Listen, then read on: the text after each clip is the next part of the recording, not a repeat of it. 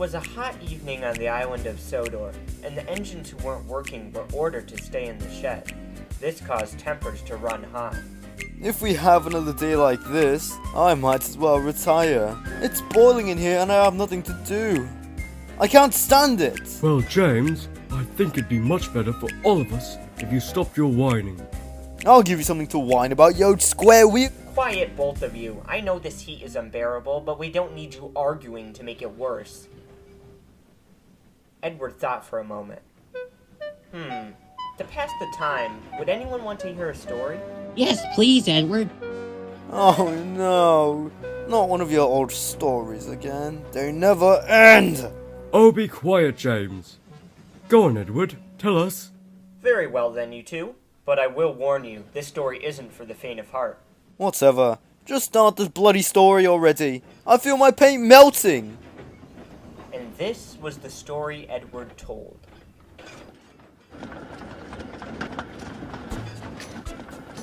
Long before Sodor was as we know it now, there were big engines who worked on the island.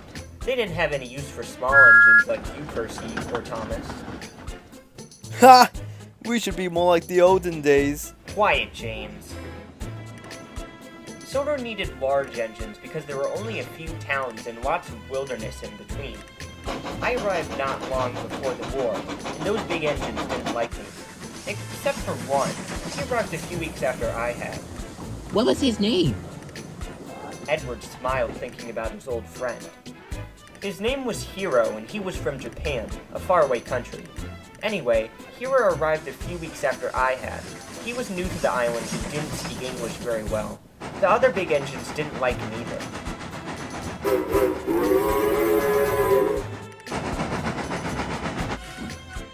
Send him off our railway. He has no business here. He'll be just like Edward, a useless hunk of scrap. These foreign engines are here to replace us. No engine is as grand as us British ones. Hear, hear.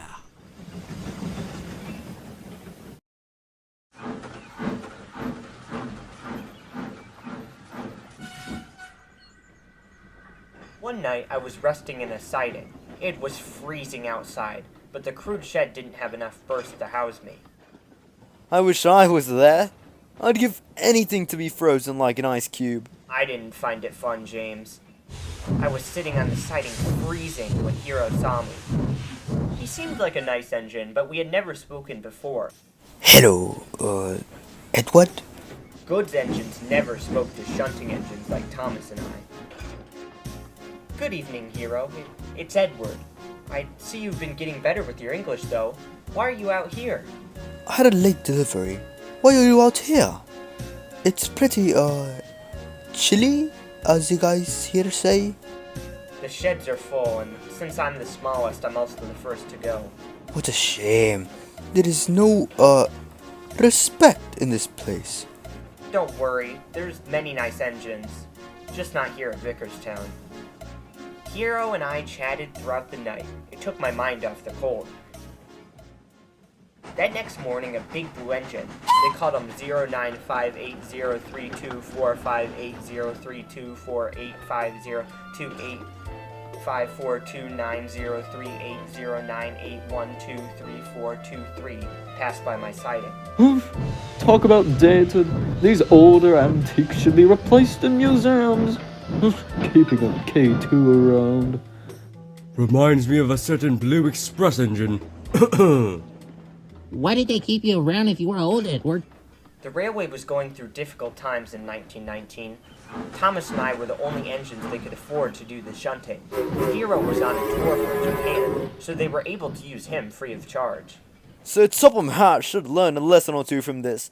All these new engines coming to the island are ruining our clean lines. The controller was very different from Sir Topham Hatt.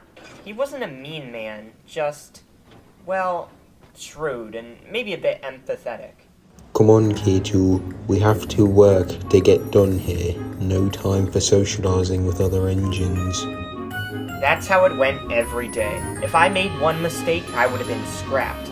The newer engines were sensitive and often broke down, but they were always mended, where I was left to struggle on. One day, Hiro was taking a goods train to the west side of the island, which we now call Tidman. It was a single line then, and there were barely any coal hoppers or water towers along the journey. Goodbye, Edward. We can speak after I return tomorrow. Yes, Hiro. I'll be quite lonely tonight, though.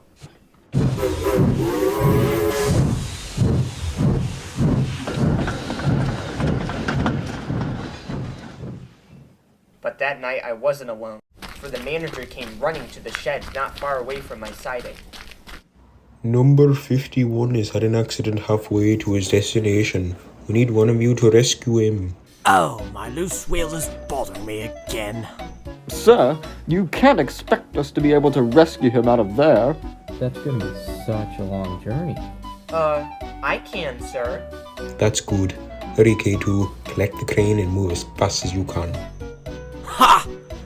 That old relic will rust away before he gets there. Of course he will, I bet. Be quiet, you two. This is no time for jokes.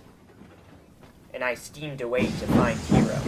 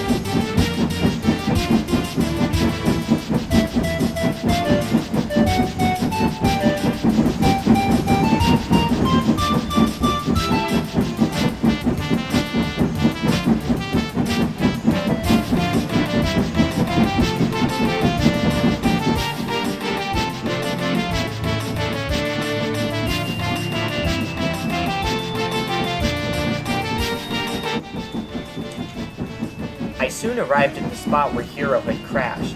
He was badly damaged and needed new parts. Hiro, what happened? I was puffing to get the timber out quickly, but I hit some sort of branch and I...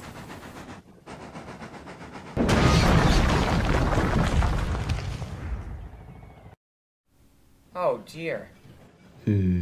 This is a tricky thing. I'll put you on a siding not far from here. That way, when we have your parts, we can send another engine to bring you those parts and fix you right up when we have the money, of course.